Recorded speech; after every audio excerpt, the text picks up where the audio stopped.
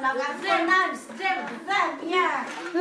Take mo si Tita Jenna sa pronunciation. Not in a house, not with a mouse. I would not eat. May feeling pa. Oo nga. May expression pa. I would not eat green eggs and ham. I do not like them, Sapphire. Oh my God. We have a genius here. Could you, in a car? Eat them, here they are. Could not, in a car. Oh.